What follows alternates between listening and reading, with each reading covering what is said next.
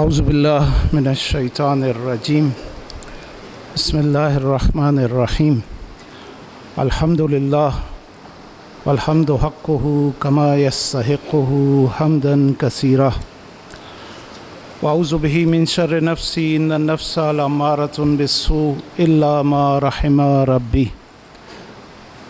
واعوذ بہ من شر الشیطان الذی یزیدنی ذنبا الی ذنبی واحترز من کل جبار فاجر وسلطان جائر وعدو قاہر اللہم اجعلنی من جندک فإن جندک هم الغالبون واجعلنی من حزبک فإن حزبک هم المفلحون واجعلنی من اولیائک فإن اولیاءک لا خوف علیہم ولا هم يحزنون ثم الصلاة والسلام على اشرف الانبیاء والمرسلین رحمة للعالمین خاتم النبیین ابی القاسم محمد اللہم صل علی محمد وآل محمد وعلى آلہ الطیبین الطاہرین المعصومین سیما بقیت اللہ فی الارضین عجل اللہ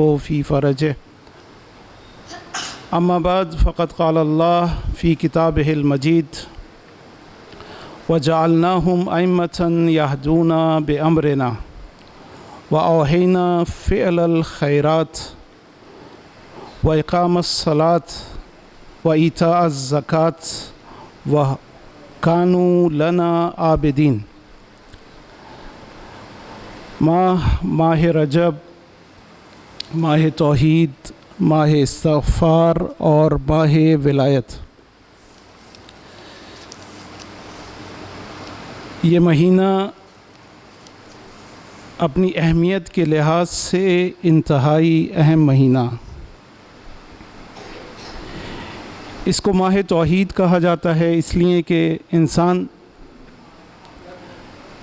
توحید کا اقرار کرتے ہوئے اپنے خدا کی قربت حاصل کرتا ہے۔ اس مہینے کے بارے میں حدیث قدسی ہے، خود خدا نے فرمایا ہے کہ انا جلیس من جالسنی، بہت خوبصورت حدیث ہے کہ میں اس کے ساتھ بیٹھتا ہوں جو میرے ساتھ بیٹھتا ہے۔ یعنی اس مہینے میں اگر آپ چاہیں گے کہ اپنے پروردگار کی قربت حاصل کریں تو وہ منتظر ہے اس قربت کا۔ وہ کہتا ہے کہ میں جس طرح سے آپ اپنے دوستوں کے ساتھ بیٹھتے ہیں، اے کاش کہ ہم اس مقام پر پہنچیں جو اپنے پروردگار کو محسوس کر سکیں۔ یہ مہینہ اپنے پروردگار کو محسوس کرنے کا مہینہ ہے۔ کہتا ہے کہ انا جالس من جالسنی، جو میرے ساتھ بیٹھنا چاہتا ہے، جو میری صحبت اختیار کرنا چاہتا ہے، میں اس کی صحبت اختیار کروں گا، میں اس کے ساتھ بیٹھوں گا۔ آگے اس سے اہم جملہ ہے وَمُطِیعٌ مَنْ أَطَاعَنِی، عجیب بات ہے کہ میں اس کا مطیع ہوں جو میری اطاعت کرے گا۔ عزیزو، یہ اطاعت آپ کو بہت ساری کرامات عطا کرتی ہے، بہت ساری خصوصیات عطا کرتی ہے۔ ہمیں کبھی کبھار برا محسوس ہوتا ہے، تکلیف ہوتی ہے، لیکن یہ تکلیف، یہ محنت و مشقت آپ کو بہت ساری کرامات عطا کرتی ہے۔ کہتا ہے کہ انا مطیع من اطاعنی، میں اس کا مطیع ہوں جو میری اطاعت کرتا ہے، جو میری اطاعت کرتا ہے۔ وغافر من استغفرنی، اور میں اس کو بخشنے والا ہوں جو مجھ سے استغفار کرے۔ عزیزو، یہ مہینہ استغفار کا مہینہ ہے۔ مفاتیح میں بہت ساری روایات منقول ہیں کہ جس میں کہا گیا کہ اس مہینے استغفار کرنے کا کتنا ثواب ہے۔ بس یہ ماہ توحید بھی ہے، ماہ استغفار بھی ہے، اور ماہ ولایت بھی ہے۔ جب مہینے کا آغاز ہوتا ہے تو خدا کے ایک ولی کی ولادت سے آغاز ہوتا ہے۔ باقر العلوم حضرت امام محمد باقر علیہ الصلاۃ والسلام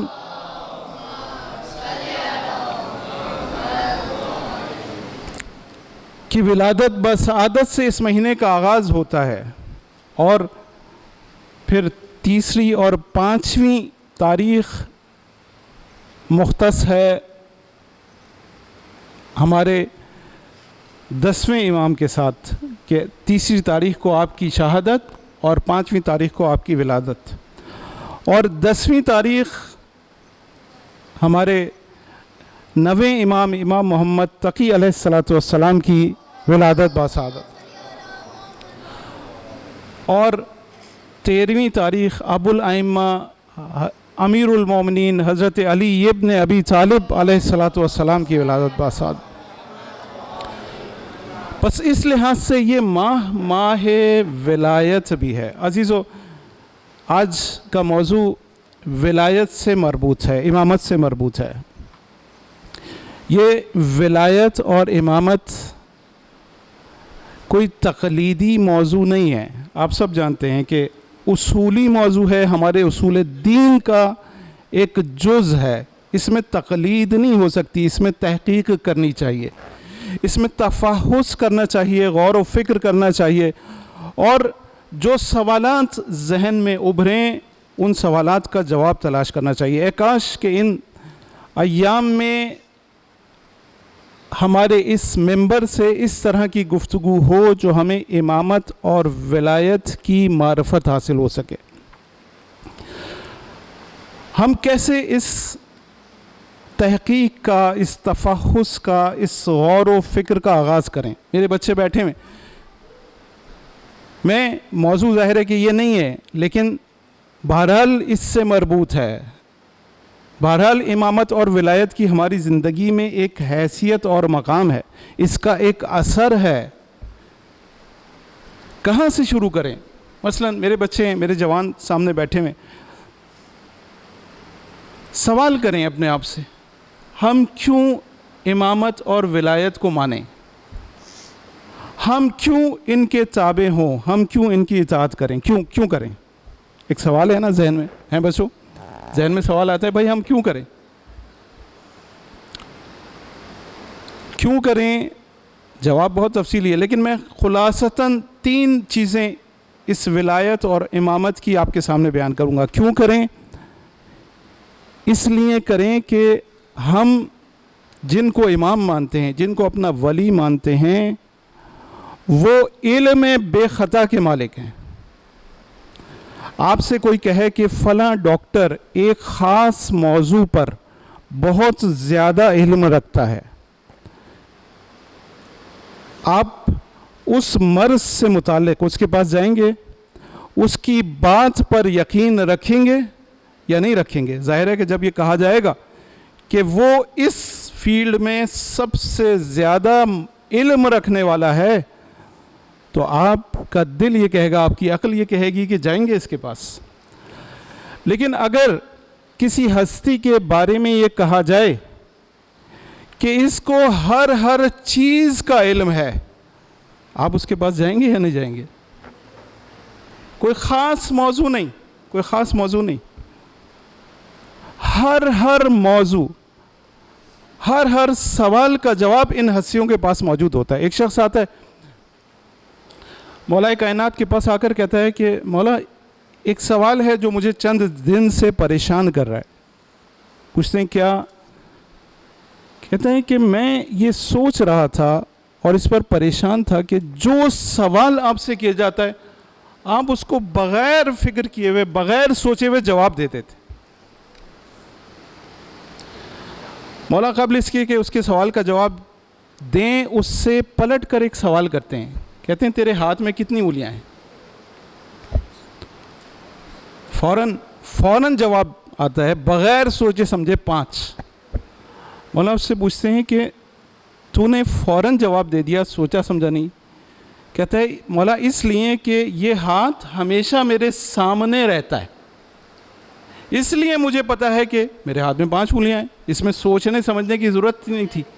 مولا نے کہا کہ جس طرح تیرا ہاتھ تیرے سامنے رہتا ہے، اس طرح پوری کائنات ہمارے سامنے رہتی ہے۔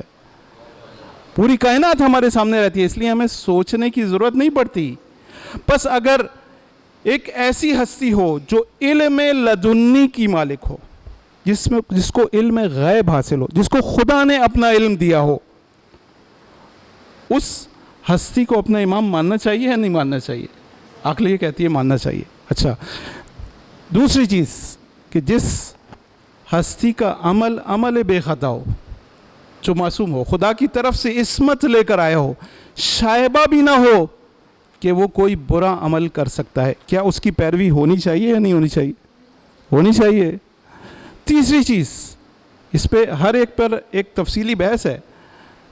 تیسری چیز، جو آپ سے محبت شدید رکھتا ہو، اتنی محبت رکھتا ہو کہ جتنی آپ بھی اپنے آپ سے نہیں رکھتے. یہ ہستیاں وہ ہیں جو آپ سے شدید محبت رکھتی ہیں. ایک شخص چھٹے امام جعفر صادق علیہ السلام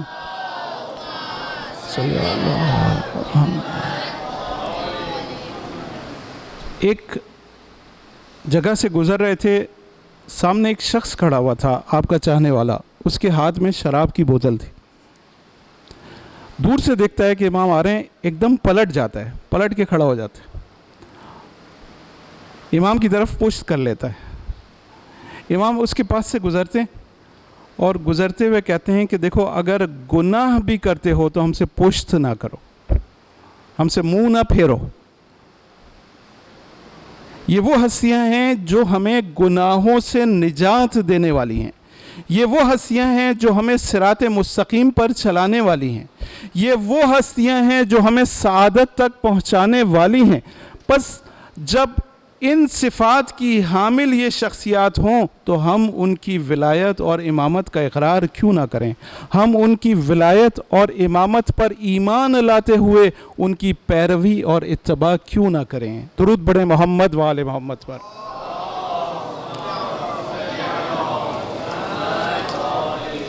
بس اس امامت اور ولایت سے متعلق اگر کہیں شبہات پیدا ہوتے ہیں، اگر کہیں سوالات آتے ہیں، تو ہمیں ان سوالات کا جواب تلاش کرنا چاہیے.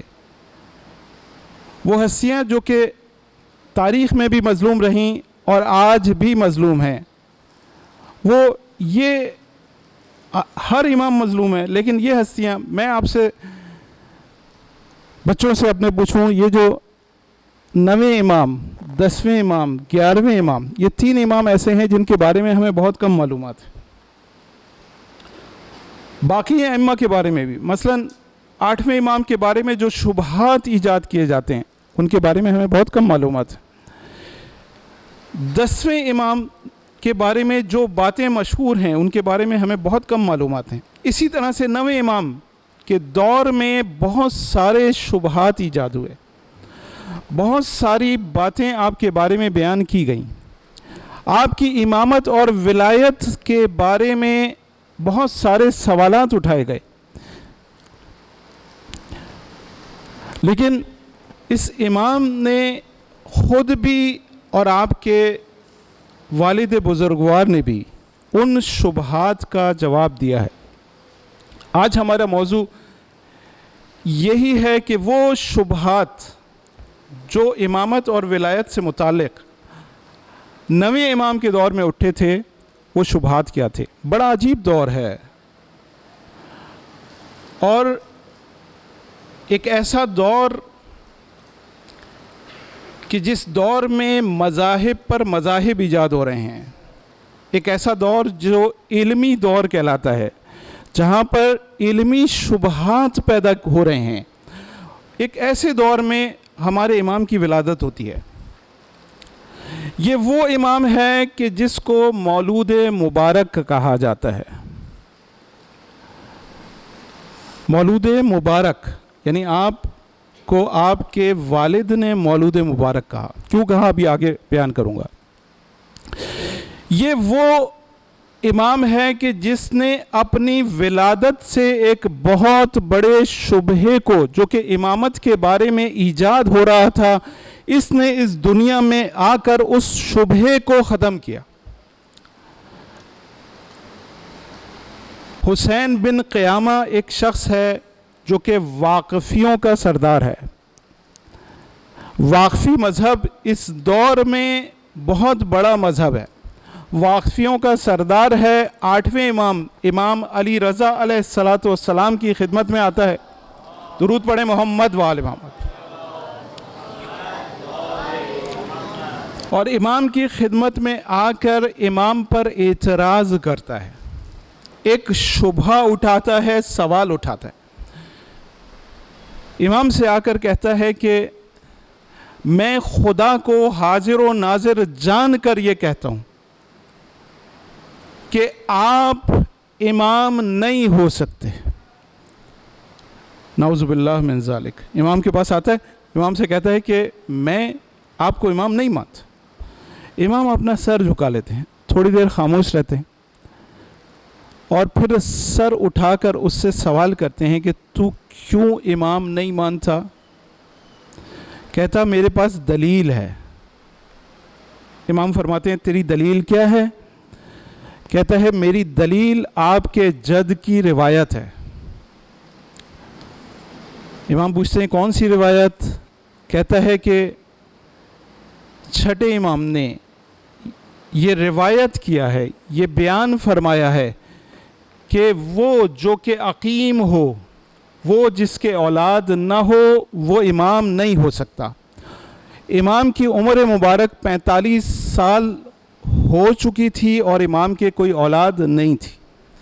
یہ امام کے پاس آتا ہے, کہتا ہے کہ آپ کے جد کی روایت ہے کہ وہ امام نہیں ہو سکتا جو عقیم ہو, جس کے کوئی اولاد نہ ہو. امام پھر اپنا سر جھکا لیتے ہیں, تھوڑی دیر بعد سر اٹھاتے ہیں اور کہتے ہیں کہ میں اس خدا کو حاضر و ناظر جان کر کہتا ہوں کہ عنقریب میرے گھر ولادت ہوگی, ایک فرزند خدا مجھے دے گا جو میرا وارث اور جانشین ہوگا. اور تاریخ نے یہ لکھا کہ 46ویں سال میں امام کی ولادت ہوتی ہے, اور یہ فرزند امام کا امام محمد تقی علیہ السلام تشریف لاتے ہیں. اس طرح سے امام نے اس دنیا میں آنے کے بعد ایک بہت بڑے شبہے کو, ایک بہت بڑے سوال کو ختم کیا کہ امام وہ ہو ہی نہیں سکتا جو عقیم ہو. 46ویں سال میں 8ویں امام کی ولادت ہوتی ہے, اور بعض بزرگان نے, علماء نے, شیخ مفید جیسے بزرگ عالم دین نے یہ کہا کہ 8ویں امام کی صرف واحد اولاد تھی. بعض علماء نے 3 اولادوں کا مزید تذکرہ کیا ہے, لیکن شیخ مفید جیسے بزرگ لوگ یہ کہتے ہیں کہ صرف اور صرف 8ویں امام کی ایک ہی اولاد تھی, اور وہ امام محمد تقی علیہ السلام. بس اسی لیے امام نے کہا کہ ھذا مولود الذی, یہ وہ مولود ہے کہ مثلہ مولود, کہ ان جیسا کوئی مولود نہیں ہے, اور یہ ایسا مولود ہے جو ہمارے شیعوں کے لیے بہت زیادہ مبارک ہے. ایسا مولود ہے کہ آپ جیسا مبارک کوئی شخص شیعوں میں پیدا ہی نہیں ہوا. یہ 8ویں امام کی روایت ہے. اب اس پر خود ایک بحث ہے, اور کاش کہ اس پر علماء بات کریں کہ امام نے جب یہ کہا کہ آپ جیسا کوئی مولود شیعوں کے لیے بابرکت پیدا نہیں ہوا, تو یہ مولا نے ایسے ہی نہیں کہا. اسی لیے آپ کو کہا جاتا ہے مولود مبارک, ایک مولود مبارک ہے. بہت سارے دلائل اور شواہد موجود ہیں جو بتاتے ہیں کہ امام نے اپنی زندگی میں جو برکتیں دی ہیں, جو آپ کے وجود مبارک سے برکات حاصل ہوئی ہیں, وہ بہت زیادہ ہیں. مثلا آپ نے اپنی زندگی میں 2 کام کیے. پہلا کام شاگردوں کی تربیت ہے. عبدالعظیم حسنی جیسا اور علی ابن مہزیار جیسے 270 شاگرد, جن کے تاریخ میں نام موجود ہیں, امام نے تربیت کی. عزیزو, یہ وہ دور ہے جہاں پر شیعوں کی تعداد بہت قلیل ہے، لیکن امام نے ان شاگردوں کو تربیت کر کے، عبدالعظیم حسنی کوئی معمولی انسان نہیں ہے. عبدالعظیم حسنی وہ ہیں کہ جس کی زیارت کا ثواب اتنا زیادہ ہے جتنا کربلا میں سید الشہداء کی زیارت کا ثواب. ان کا مقام کتنا بلند ہوگا. علی ابن مہزیار کوئی معمولی انسان نہیں ہے.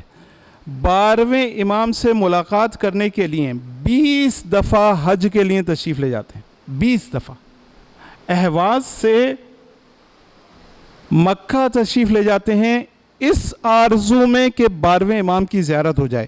آپ کو معلوم ہے کہ منی اور عرفات وہ مقام ہے جہاں پر 100% ایام حج میں کہا جا سکتا ہے کہ امام یہاں پر موجود ہیں. کوئی جگہ، کوئی مقام کسی بھی وقت ایسی نہیں ہے جہاں پر 100% یہ کہا جا سکے، 100% کہا جا سکے کہ یہاں پر امام وقت موجود ہے.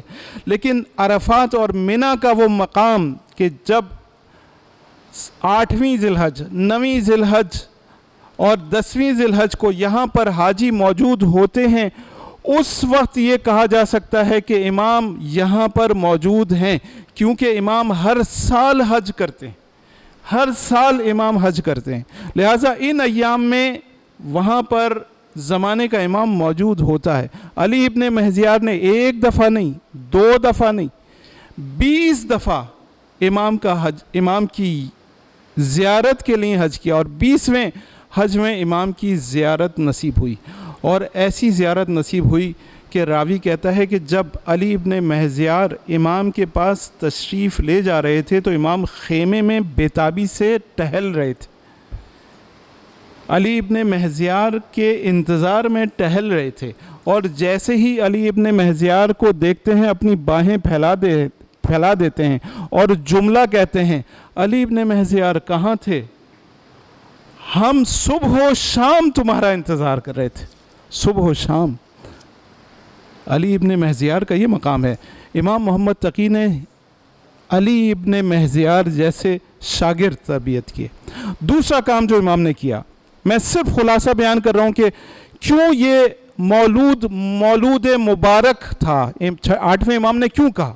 اس وقت خلاصہ، اس وقت بحث اس پہ نہیں ہے. کاش کے ٹائم ہوتا اور ہم اس پر بحث کرتے کہ یہ مولود مبارک ترین مولود ہے. دوسرا کام جو امام نے کیا اور وہ یہ تھا کہ وکالت کا نظام پوری دنیا میں پھیلایا. انہی شاگردوں کو معین کیا مختلف شہروں میں، مختلف ملکوں میں، اور ان کو ذمہ داری دی کہ دیکھو اگر کوئی شبہ ایجاد ہو، کوئی سوال ہو، کوئی مسئلہ درپیش آئے، کوئی انحراف ہو، دیکھو ہمارے شیعوں کا ساتھ دینا اور انہیں انحراف سے بھی محفوظ رکھنا اور ایمان سے بھی مزین رکھنا. امام نے یہ کام کر کے حضور کی 12ویں امام کی غیبت کی زمینہ سازی کی. بس یہ مولود اس لیے مبارک ہے، اس مولود نے آتے ہی ایک بہت بڑے شبہ کو ختم کیا. ایک دوسرا شبہ جو کہ آپ کی زندگی میں پیش آیا امامت سے متعلق، وہ یہ تھا کہ 7 یا 8 سال میں آپ کے والد کی شہادت ہوتی ہے اور منصب امامت آپ کے پاس آتا ہے. ایک بہت بڑا سوال ہے، کیا ایک کمسن کو امامت مل سکتی ہے؟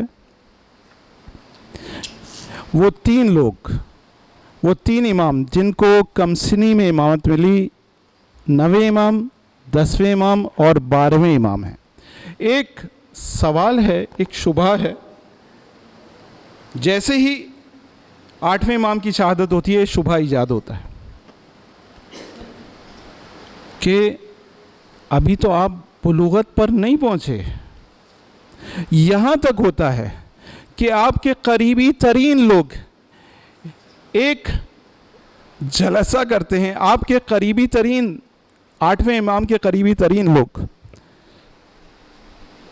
بیٹھتے ہیں ابسل جیسے یونس ابن زبیان جیسے لوگ بیٹھتے ہیں اور اس میں ایک گفتگو ہوتی ہے کہ امام کی شہادت کے بعد کیا کیا جائے. سب گریہ کرتے ہیں امام کی شہادت پر, سب محزون ہیں, گریہ شروع ہوتا ہے.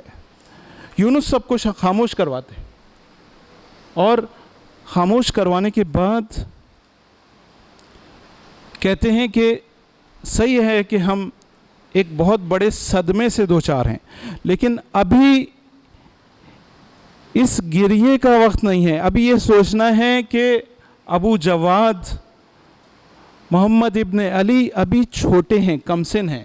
جب تک وہ بلوغت تک پہنچتے ہیں, یہ وہ لوگ ہیں جو خاص الخاص ہیں, جب تک وہ بلوغت تک پہنچیں کوئی اور انتظام کیا جائے تاکہ ہماری ہدایت کا سلسلہ جاری رہے.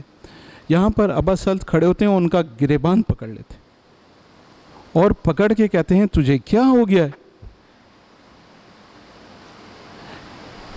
تجھے کیا ہو گیا ہے, تو اس امامت کے بارے میں شک کر رہا ہے جس کا منصب خدا عطا کرتا ہے. عزیزو, یہ بہت اہم بات ہے.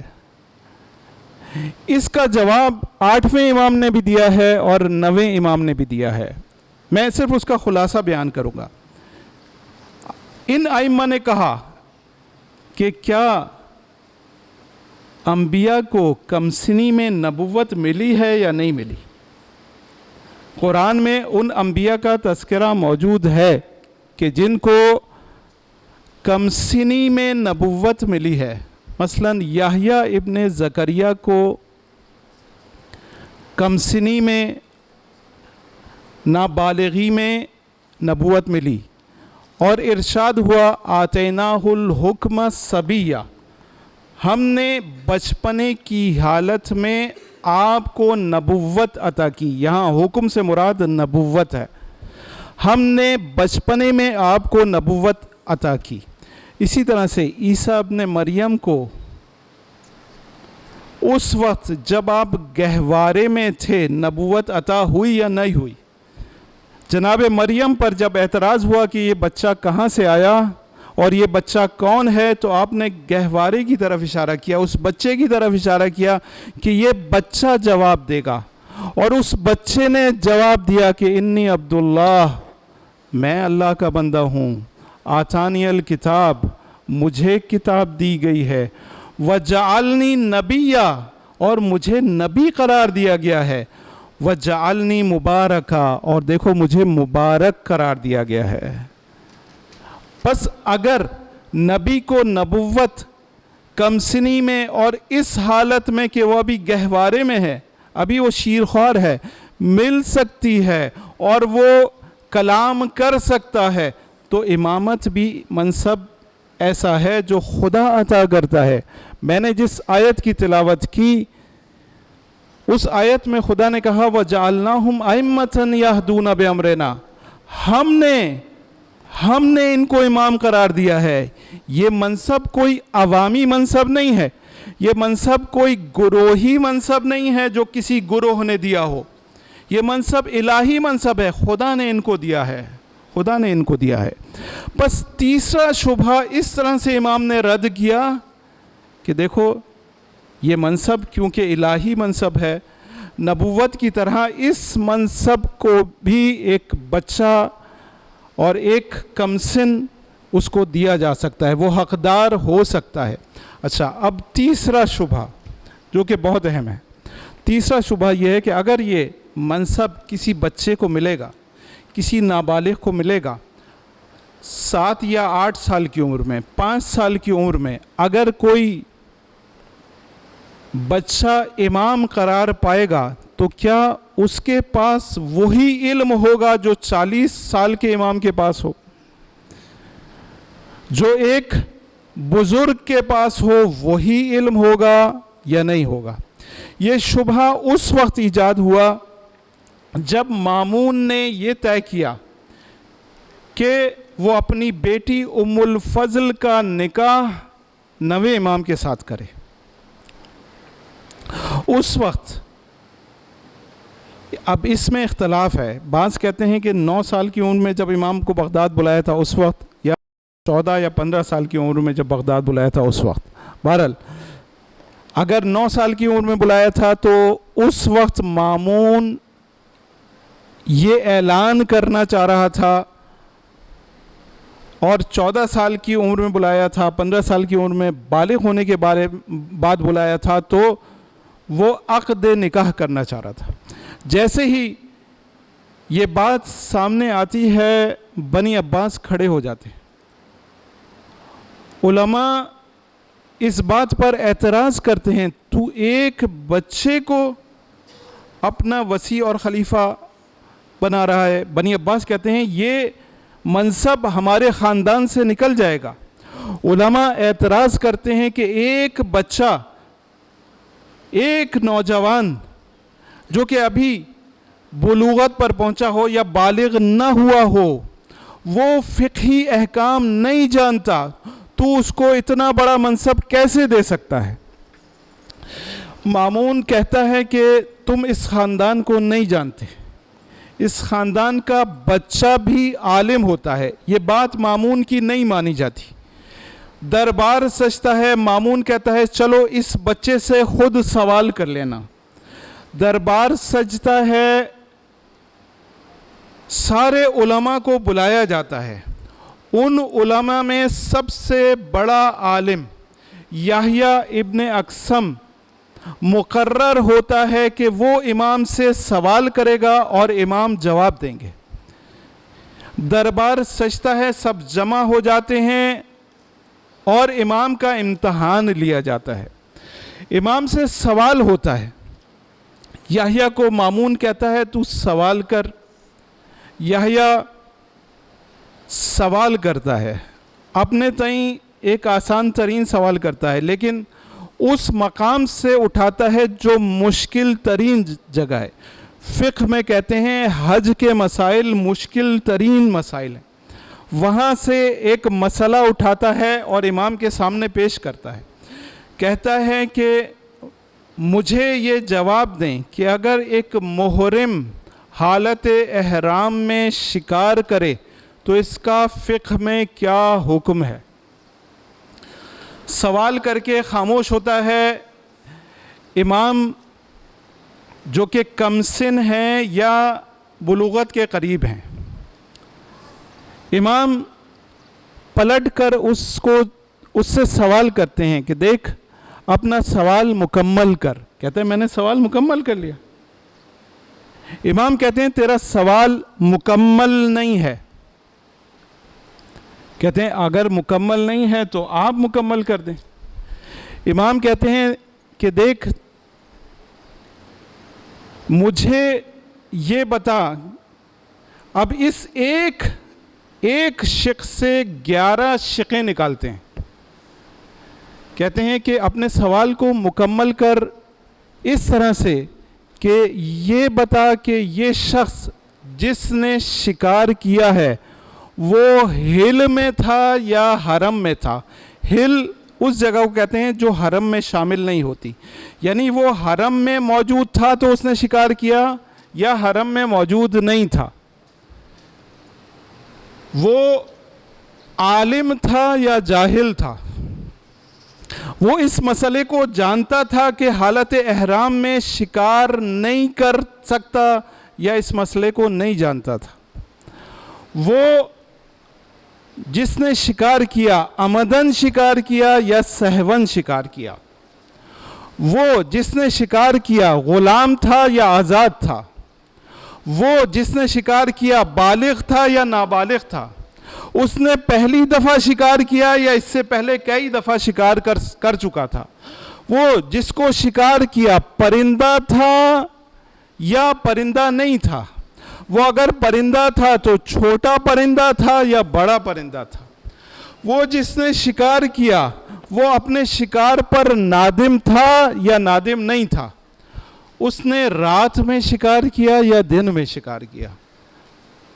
اس نے جس نے شکار کیا اس کا احرام حج کا تھا یا عمرے کا تھا. یہ 11 شقیں امام نے نکالی. ان 11 شقوں کو سن کر یحییٰ ابن اقسم پریشان ہو گیا.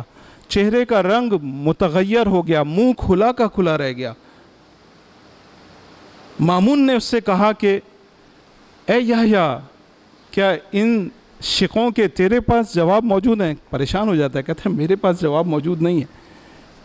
مامون کہتا ہے امام سے کہ اگر آپ کے پاس جواب موجود ہیں تو بیان کریں۔ امام ایک ایک کا جواب، جو کہ بہت تفصیلی ہے، اگر میں ابھی بیان کرنا شروع کروں گا کافی وقت لگے گا، اس میں سے چند شقوں کا امام کہتے ہیں کہ دیکھو، اگر اس نے ہیل میں شکار کیا، یعنی اگر حرم میں شکار نہیں کیا تو ایک گوسفند کفارہ ہے، اور اگر حرم میں شکار کیا تو دو برابر دو گوسفند کفارہ ہے۔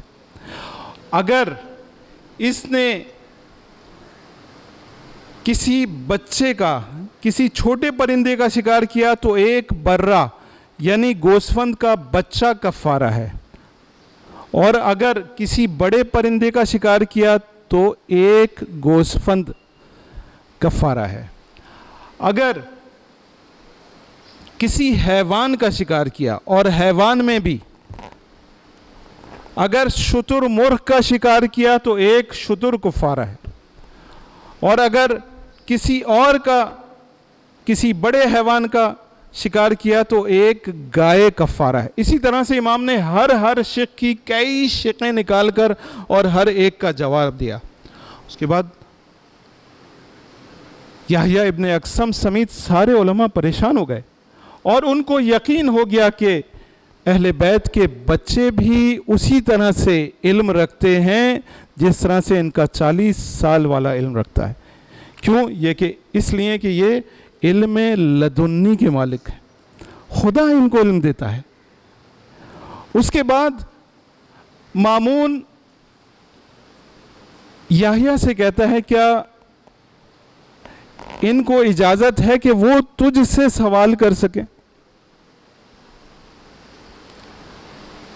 یحییٰ کہتا ہے ہاں سوال کر سکتے ہیں اگر میرے پاس جواب ہوگا۔ امام اس سے سوال کرتے ہیں، کہتے ہیں مجھے بتا کہ صبح صادق کے وقت ایک شخص ایک عورت پر نگاہ کرتا ہے، وہ نگاہ حرام ہے، لیکن جب سورج طلوع کرتا ہے، جب دن چڑھتا ہے تو وہ عورت اس کے لیے حلال ہو جاتی ہے۔ جب ظہر کا وقت آتا ہے تو وہ عورت اس کے لیے حرام ہو جاتی ہے، جب عصر کا وقت آتا ہے تو وہ حلال ہو جاتی ہے۔ جب سورج غروب کرنے لگتا ہے تو وہ حرام ہو جاتی ہے، لیکن یہی عورت عشاء کے وقت اس کے لیے حلال ہو جاتی ہے۔ نصف شب میں یہ عورت اس کے لیے حرام ہو جاتی ہے، اور صبح کے وقت یہ عورت اس کے لیے حلال ہو جاتی ہے۔ بتا یہ عورت کون ہے اور یہ شخص کون ہے؟ یحییٰ ابن اقسم ہاتھ پیر چھوڑ دیتا ہے، کہتا ہے کہ میں نہیں جواب دے سکتا۔ مامون مولا کو کہتے ہیں، نویں امام کو کہتے ہیں کہ اگر آپ جواب دے سکیں تو بہت اچھا ہے۔ امام کہتے ہیں ہاں میں جواب دیتا ہوں۔ دیکھ یا علی،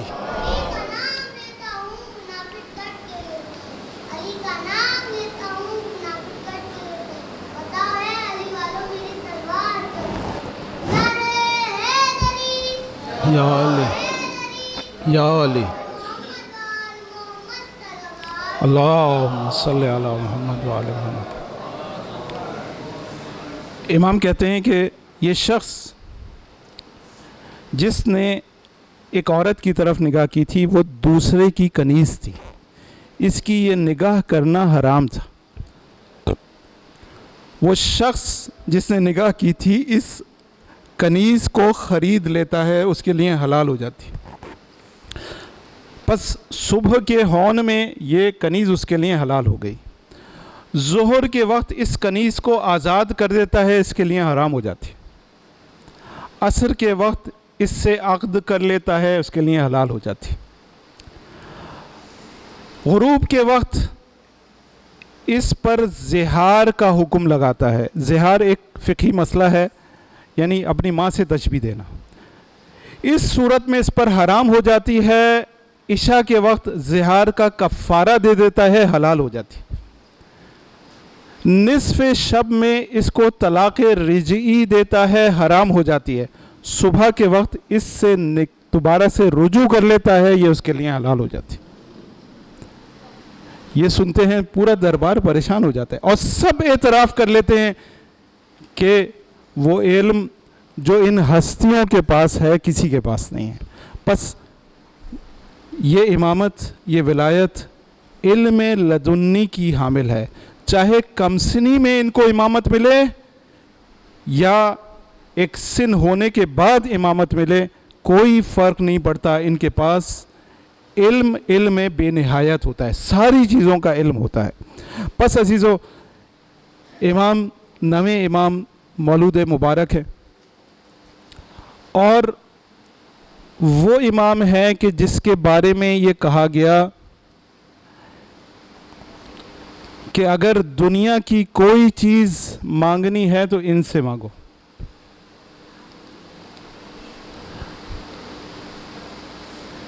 اگر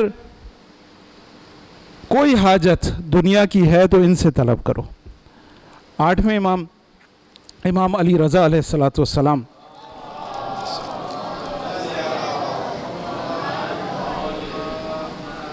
مرو میں موجود ہیں اور یہ وہ وقت ہے جب نویں امام کا سن 6-7 سال سے زیادہ نہیں ہے. 7 سال سے زیادہ نہیں. نویں امام مدینہ میں موجود ہیں اور 8ویں امام مرو میں موجود ہیں. نویں امام کے بذل اور بخشش کی کیفیت یہ ہے کہ آپ سے رجوع اتنا زیادہ ہو گیا کہ آپ کے در پر لوگوں کا ازدحام لگنے لگا. اس ازدحام کی وجہ سے آپ کے خادم آپ کو سامنے والے در سے باہر لے کر نہیں جاتے تھے، پیچھے والے در سے لے کے جاتے تھے. مرو میں 8ویں امام کو اطلاع ملتی ہے کہ مدینہ میں 9ویں امام کے ساتھ خادم یہ کر رہے ہیں. امام وہاں سے خط لکھتے ہیں، خط لکھ کر کہتے ہیں 9ویں امام کو کہتے ہیں کہ دیکھو پشت در سے نہ جاؤ، دیکھو در باب الکبیر سے باہر جایا کرو اور اس ازدحام سے نہ گھبراؤ. جو تم سے جو مانگتا ہے وہ اسے عطا کر دیا کرو. 9ویں امام اسی در سے باب کبیر سے باہر نکلتے تھے. 8ویں امام نے اس وقت کے لیے نہیں، آج ہمارے لیے بھی یہ اشارہ فرمایا، دیکھو میرا فرزند مولود مبارک ہے، ایک بابرکت مولود ہے، دیکھو اس سے اپنی حاجتیں طلب کرو. جب جائیں کاظمین تو امام سے اپنی دنیاوی حاجتیں طلب کریں. عزیزو، 6 امام نے کہا کہ اگر تمہیں نمک بھی چاہیے تو ہم سے مانگو. یہ ہستیاں بابرکت ہیں. خاص طور پر 9ویں امام مولود مبارک ہے. 8ویں امام نے اس وقت کے لوگوں کے لیے نہیں، ہم سے بھی کہا دیکھو اگر دنیا کی کوئی چیز طلب کرنی ہے تو اس مولود مبارک سے طلب کرو. بس ہم نے یہ شبہات آپ کے سامنے بیان کیے اس لیے کہ ہمارے ایمان میں اضافہ ہو. عزیزو، یہ ولایت اور امامت کوئی معمولی چیز نہیں ہے، اس کا مقام بہت بلند ہے. کاش کہ ہمارے سامنے اس ولایت کے فراز بیان ہو، اس ولایت کی اہمیت بیان ہو، وہ شبہات جو اس ولایت سے متعلق بیان ہوتے ہیں وہ ہمارے سامنے بیان ہو اور ہم ایمان کی حد پر پہنچیں، ہم اس مقام پر پہنچیں جہاں پر اپنے وجود کو، اپنی زندگی کو ان ہستیوں کے حوالے کر دیں. خدا سے دعا ہے کہ خدا ہم سب کو توفیق دے کہ ہم اس مقام پر پہنچیں کہ ولایت کا صحیح ادراک کر سکیں. اے خدا ہم سب کو توفیق دے کہ ہم ولایت اور امامت کو صحیح معنی میں سمجھ سکیں. اے خدا کامل ایمان اس ولایت اور امامت سے متعلق ہمارے دل میں پیدا ہو سکے. اے خدا، ماہ رجب ہے، مبارک مہینہ ہے، اور یہ ایام جو کہ ماہ استغفار بھی کہلاتا ہے، استغفار کے ایام کہلاتے ہیں. اے خدا ہم سب کو توفیق دے کہ اپنے تمام گناہوں سے اس مہینے میں استغفار کر سکیں۔ اے خدا ہمارے تمام گناہوں کو اس مہینے میں بخش دے۔ اے خدا اپنے ماہ مبارک رمضان کے لیے ہم سب کو آمادہ اور تیار کر دے۔ اے خدا جو مومنین اس محفل میں بیٹھے ہیں، اس مجلس میں تشریف فرما ہیں، ان کی تمام حاجتوں کو پورا فرما، تمام مشکلات اور پریشانیوں کو ان سے دور فرما۔ اے خدا یہ بچے جو کہ یہاں پر بیٹھے ہیں، ان بچوں کو حقیقی معنی میں امامت اور ولایت کی معرفت عنایت فرما۔